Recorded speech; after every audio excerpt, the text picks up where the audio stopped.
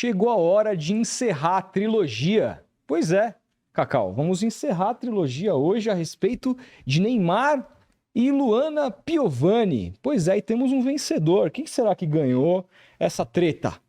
Quem será que ganhou, Cacau? Quem será? Hã? Qual que é seu palpite? Vamos falar sobre isso. Seja muito bem-vindo aqui ao Futeboteco. Você vai pro chão, porque preciso gravar. Afinal, tudo que a gente debateu aqui, que é o mais importante a respeito de todo esse assunto que envolveu esse barraco entre os famosos aí, envolvendo o Neymar, etc., se materializou hoje. Afinal, pouca gente discutiu a respeito, diante de uma treta como essa, muita gente discutiu a respeito, e claro, e por isso que o resultado se deu como eu vou falar aqui, que muita gente, imagina, já deve estar sabendo, mas, claro, a maioria ficou ali na questão de defender o Neymar porque é o Neymar ou defender a Luana porque é a Luana, pura e simplesmente, né? Eu já gravei 2 vídeos a esse respeito, o que eu penso sobre as falas do Neymar, o que eu penso sobre as falas da Luana e tudo mais. Depois teve o episódio Defante, que aí, peidou, né? Por conta da amizadezinha com o seu queridíssimo, se eu não me engano. Enfim, também teve esse episódio, comentei. Então aqui você já está abastecido da minha opinião a respeito do Neymar e da Luana, mas eu quero falar sobre uma outra coisa hoje que eu já tinha puxado no segundo vídeo um pouco e se materializa hoje, que é o seguinte sentido. A gente está diante de uma sociedade que muitas coisas, e leis, e projetos, e PECs e tudo mais são passados na calada da noite. Eu até lembro que eu citei esse exemplo no segundo vídeo a esse respeito, que é o passar a boiada naquela reunião ministerial que ficou muito clarividente ali na época da pandemia, quando o ministro Ricardo Salles queria aprovar uma série de agrotóxicos proibidos, né? Que, gente, isso faz um mal danado à saúde, um mal danado à população. Muita gente, por exemplo, para pegar um outro paralelo, defende a não liberação, por exemplo, de maconha, porque dizem assim, nossa, quanto que isso vai custar para a saúde brasileira? Quanto que isso vai custar, né? As pessoas, a partir do momento que isso for permitido, o consumo vai aumentar, o consumo aumentando, quanto que isso vai custar para o SUS? Quanto que vai custar para o SUS o aumento dos agrotóxicos, né? Só um parênteses. Mas passou-se lá na calada, lembra? Vamos passar boiada enquanto todo mundo, a imprensa, estiver falando a respeito da pandemia, das suas medidas, etc. É assim que mais ou menos funciona. A mídia não se interessa por todas as pautas, as pessoas não se interessam por todas as pautas. Muitas vezes elas até se interessam, mas elas não ficam nem sabendo, porque poucas são as pessoas que acompanham isso de fato, com profundidade. E assim, ia passar uma PEC que já tinha, na verdade, sido aprovada na Câmara dos Deputados e ia passar no Senado, cujo relator é o Flávio Bolsonaro, esse ser acusado das maiores atrocidades por aí. Ele ia passar no Senado uma PEC que privatizava praias. E aí, a partir de um ataque / reflexão de Luana Piovani e que se desencadeia numa rara resposta do Neymar, o Neymar ele não costuma responder, e ali, então, toma-se nota do que estava acontecendo, pessoas passam a discutir e acharam um absurdo que praias públicas sejam privatizadas por conta de uma elite que quer construir locais ali com pedaços privados e ganhar muito dinheiro com isso, e inclusive empresas das quais o Neymar é sócio, né? Então, quando a gente se esbarrou com isso, a opinião pública falou, caralho, sério que o Neymar tá querendo privatizar a praia? Como assim? E aí começa um cenário absolutamente negativo de algo que nem estava sendo dito. O que aconteceu? Praticamente a PEC caiu, perdeu muita força e não deve passar no Senado. Pelo menos essas são as notícias de hoje. Estou gravando aí no dia 4, terça-feira, 10 para as 8 da noite. Não deve passar, por conta de algo que a Luana trouxe à tona. Outras pessoas já tinham trazido, mas assim, isso mostra muito o poder e aí positivo que muitas vezes o influenciador tem, de trazer à luz esse tipo de coisa. São raros os que fazem isso. Muitos deles, inclusive, vão numa contramão, mostrando ali uma vida que você nunca vai ter. que parece ser muito legal seguir, parece inofensivo, parece que não está acontecendo nada, mas é pura ostentação de coisas, como, por exemplo, a Virgínia Fonseca faz, por exemplo. Sabe ali? Presenteando o irmão com carrão e o marido com jatinho e a festa de aniversário cujo bolo custa 50 mil reais para a filha e aí contrata um cantor famoso para cantar. É a ostentação da ostentação o tempo todo. E aí lives milionárias. Outro dia li que ela arrecadou milhões de reais com uma live vendendo os produtos de make dela, de maquiagem dela, tudo bem, a empresa dela tem todo o direito, e aí tudo bem, cada um compra o que quer, e quem sou eu para julgar? Mas é tudo feito na base da ostentação, e muitas vezes não só na ostentação, mas atinge a cabeça das pessoas por ser uma vida irreal. O cara fala, puta, não vou ver... Cara, eu não vou viver uma vida assim nunca. E aí aquilo começa a te fazer mal, porque você começa a achar que a sua vida é mais merda do que ela realmente é. Entendeu? Eu mesmo, gente, vocês sabem, eu tenho meu Instagram aqui, eu, assim, até solto de vez em quando aqui, ó, olha lá, ó, o arroba, como vocês podem ver aí, quem quiser me seguir, segue, de vez em quando as pessoas me seguem lá, de vez em quando eu posto algumas coisas, posto um conteúdo ou outro, inclusive esse é meu arroba pro meu Twitter também, Twitter eu mal tweeto muito de vez em quando, mas todas as redes sociais por aí, e assim, no momento que você você cria um canal, que você começa a falar sobre futebol, que você, há pessoas da nossa área, que jornalística, que no Instagram tem esse tipo de perfil que é mais influencer, e mostra a vida, e mais assim, porra, eu não vou fazer isso, eu não consigo fazer isso, eu não seria eu fazendo isso. Já tivemos vários embates aqui dentro do Futeboteco sobre, pô, precisamos postar mais. Claro, uma coisa é você ficar postando sobre a sua vida, outra coisa é você criar conteúdo legal. Isso eu tenho uma puta vontade de aumentar. Hoje, inclusive, o nosso Instagram do Futeboteco, da empresa Futeboteco, @Futeboteco TV, produz muito mais conteúdo. Tem vários Reels, por exemplo, lá de cortes, pílulas de cortes, que às vezes você tem acesso, que é mais legal, porque você vai direto para o ponto. Enfim, tem muita coisa legal que a gente produz por lá.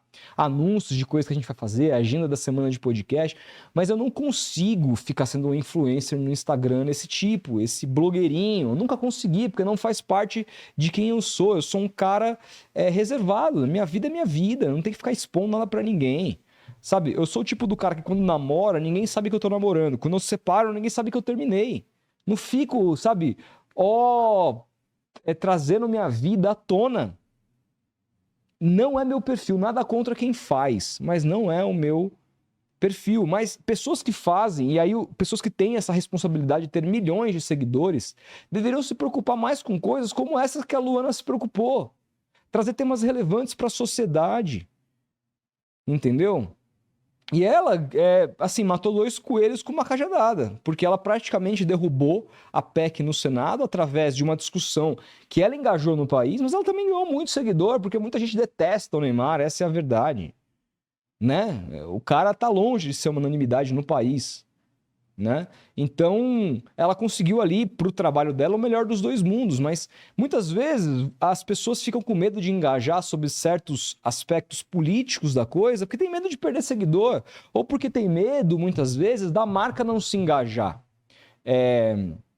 Eu me lembro, eu trabalhei em agência de marketing, e bem numa época muito... A gente está numa época de polarização ainda, mas era uma época ali de eleição, na eleição que colocou o Bolsonaro na presidência ali em 2018. Eu entrei nessa agência em 2017, fiquei até 2019. Então, eu peguei toda essa época de uma polarização, assim, gigantesca. E quando a gente, por exemplo, oferecia alguns artistas que eram da casa ali para determinadas marcas, para determinadas ações, a marca se posicionava da seguinte maneira: esse cara se posicionou politicamente, e aí não importava a esquerda ou a direita. Se posicionou, então a gente não quer. Foi uma tendência do mercado de tão polarizado que ele estava. E a marca está no seu direito, diante de um país polarizado, não querer pessoas que se posicionem. Então, se posicionar no Brasil que a gente vive polarizado também é uma escolha prejudicial para sua carreira. Quantos caras aqui que fazem o que eu faço, e aí volta à tona a discussão sobre o Futeboteco vai virar esquerdoteco, um vídeo que a gente publicou e tudo mais, que a gente deixa muito claro o nosso viés. Deixa muito claro sempre do primeiro dia, do dia 1, nosso viés de esquerda, né? Mas isso é benefício para a gente? Pelo contrário. Eu tenho certeza que marcas já olharam o nosso perfil, não só hoje. Porque também a gente não é militante de causa nenhuma. Claro, de algumas causas com certeza, como antirracismo, anti-homofobia, sei lá, e tantas outras coisas muito importantes que tem por aí. Somos, obviamente, militantes disso. Mas, assim, não somos um militante da esquerda, do PT, da esquerda partidária, do próprio Lula. Pelo contrário, eu admiti que votei, mas já o critiquei e farei isso outras vezes. Não sou capacho de absolutamente ninguém da política institucional. Mas, ainda assim, eu tenho certeza que marcas deixaram de nos apoiar por conta disso. Então, nesse cenário todo, que os influencers perdem dinheiro se posicionando num Brasil que é muito polarizado, isso não é culpa deles, mas é culpa da polarização de fato. Se eu disse que eu sou uma coisa, metade do público não vai querer consumir nada do que eu indico. É simples. Né? E no Instagram, que às vezes as pessoas, esses grandes famosos, que são seguidos não pelo que a pessoa pensa, mas pelo que ela representa, isso fica muito complicado. Então, a pessoa vai se manifestar por quê? Ela vai perder seguidor, porque não é como uma comunidade que está aqui, que muitas vezes ela, como a gente foi muito aberto desde o início, vai seguir a gente quem concorda com a nossa maneira de ver o mundo, etc e tal. Claro, vão ter outras pessoas que pensam diferentes, mas pessoas essas não polarizadas, por assim dizer. Vão discordar, mas tá tudo bem. Pô, posso discordar desse cara e ao mesmo tempo admirar, gostar do conteúdo que ele faz. Isso vai existir, essas pessoas serão sempre bem-vindas. Até porque não sou a favor de um pensamento único. Isso definitivamente não é a maneira como eu vejo o mundo. Pelo contrário. Agora,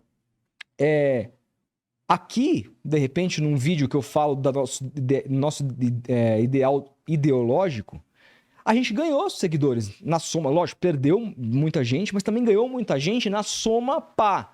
Ganhamos mais do que perdemos. Porque também o YouTube ele tem um algoritmo de mandar determinadas palavras-chave para determinados tipos de pessoas e se constrói uma comunidade.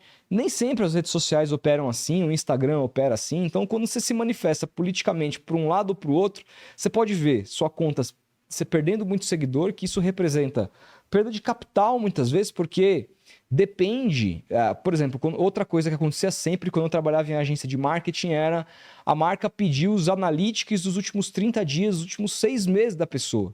E aí ela vai observar que nos últimos 40 dias, por conta de um posicionamento, ou não, talvez ela nem veja que é por conta do posicionamento, mas ela perceba que aquela pessoa perdeu os seguidores nos últimos 30 dias. Ela vai se interessar e falar, pô, esse perfil tá em baixa. Então os influenciadores têm muito a perder. Por isso que eu gosto de exaltar sempre pessoas como a Lana Piovani que estão cagando um quilo pra isso e vão lá e falam o que pensa e foda-se. Entendeu? Porque eu acho isso super importante. A gente precisa, inclusive, mais disso. Mais disso. Né? Então, eu fiquei muito feliz com todo o resultado dessa história. E, pô, de uma treta que parecia trivial, que muita gente, inclusive, me criticou. Caramba, esse canal já foi mais interessante, não conseguiu extrair algo de tão importante que ali estava sendo discutido, que era uma PEC que estava tramitando por aí e ainda está, né? Mas agora com a tendência de ser negada, de não ser aprovado, era muito mais do que pura e simplesmente a treta dos famosos, sabe? Por mais que ela também tenha relevância, o Neymar é um personagem relevante dentro do contexto que a gente cobre aqui, entendeu? Eu não fiz vídeo, por exemplo, quando o Neymar traiu a Bruna Biancardi. Não faz, sabe, não faz sentido com o que eu planejo fazer aqui. A fofoca pela fofoca, discutir pela audiência. A gente nunca fez isso. Mas essa treta em si tinha um quê? E outra, a mídia absorveu muito bem. Eu vi um corte do, sei lá, do Juca Kfouri falando sobre isso no poste de bola. Né? Então, foi uma questão falada pelo Brasil e que tinha, fundamentalmente, ali algo muito importante, que era uma PEC em tramitação. Então, o final mostra como que, muitas vezes, jogar à luz da sociedade, da opinião pública, coisas abjetas que passam por aí, ainda que o mote tenha sido uma discussão estilo fazenda, ainda é importante. E esse, muitas vezes, eu gostaria que fosse mais o papel dos influenciadores. Como eu falei, Já estive do outro lado, sei o quanto é difícil pra eles. Por isso eu não vou ficar criticando ninguém. Ah, você não fala nada, etc e tal. Cada um, meu. Você tem o direito de ficar quieto, você tem o direito de não falar nada, tem o direito de não dizer pra quem que você vota, tudo bem. Só que eu sempre vou admirar quem é mais sincero. Independentemente. Ah, você vai admirar o Felipe Melo que fala que votou no Bolsonaro? Vou. Adoraria trazer o Felipe Melo pra trocar um papo com ele. Numa boa, cara. Numa boa. Eu não vi o Felipe Melo defendendo ditadura. Se ele defendeu, aí já mudo se eu não tô sabendo, né? Se eu for surpreendido, pô, não, Rodolfo, olha aqui, ele defendeu a ditadura, me mostra nos comentários. Aí nunca mais, aí eu não vou abrir a porta da minha casa pra ele, mas eu nunca vi ele defendendo ditadura. Eu nunca vi ele falando, sendo anti-vacina, por exemplo. Então é um cara que é de direita, votou no Bolsonaro, acredita nos valores ali que são impregnados por esse lado da igreja, ele que é um cara evangélico, um cara que assim, até onde eu sei, até onde, né, porque eu também não acompanho tudo da vida dele, tudo que ele fala por aí, mas até onde eu sei, me parece um cara que assim, se posiciona dentro do campo democrático, tem todo o direito de se manifestar.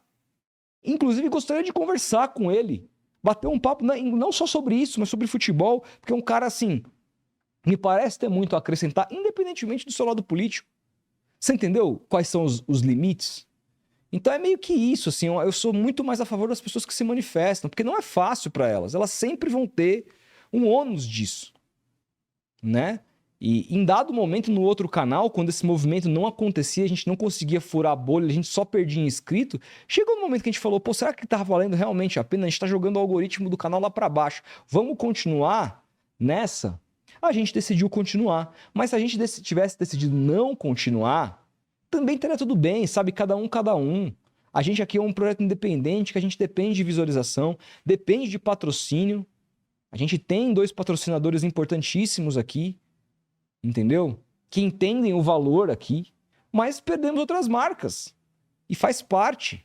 No fim do dia, se a gente quiser continuar produzindo conteúdo, a gente precisa saber equilibrar as coisas, não é? Às vezes é impossível, às vezes é possível, depende muito. Mas também é óbvio que por ser um projeto independente, também precisamos de quem? De você, da sua ajuda. E por isso a gente abriu um clube de membros aqui, que de apoiador é bem baratinho, um pacote bem baratinho que oferece prioridade nas perguntas que eventualmente vocês fizerem nas nossas lives, seja o Midnight Club que a gente faz às meia-noite, pô, Rodolfo, aí não, né? À meia-noite, em alguns dias na semana, ou pelo menos um dia na semana. E a gente tem também, claro, os podcasts, que sendo membro você vai ter prioridade para a gente dar um comentário, fazer uma pergunta, independentemente se for superchats ou não. Então dá uma clicada aqui, que você também consegue colaborar para que esse canal continue existindo da maneira como ele existe. E quem sabe, claro, esse é o objetivo, fazer ele crescer, aumentar os conteúdos, fazer mais coisas. Então isso é super importante, tá? Comenta o que você achou, deixa o like se puder. Grande abraço e até o próximo vídeo.